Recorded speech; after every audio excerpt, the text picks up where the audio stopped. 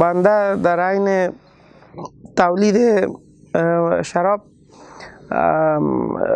توسط موظفین محترم حوزه پنجم پلیس ولایت بلخ دستگیر شدم و در اقرار خود صادق می باشم که همین چیزی که در تصویر معلوم میشه من میخواستم از اینا شراب تولید کنم که بالموقع گرفتار شدم و از کار و کرده خود پشیمان هستم.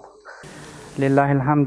اول به نصرت خداوند، دوم به سعی تلاش حوزه پنجم امنیتی مجاهدین توانستیم یک کارخانه بزرگ را که میخواستن شراب را تولید بکنن و زیاد شراب هم تولید کرده بودن که شما قسمی که شما مشاهده میکنین دیگه بالفعل و به تماما کارخانه شد، تماما اسبابایشان انشالله گرفتیم.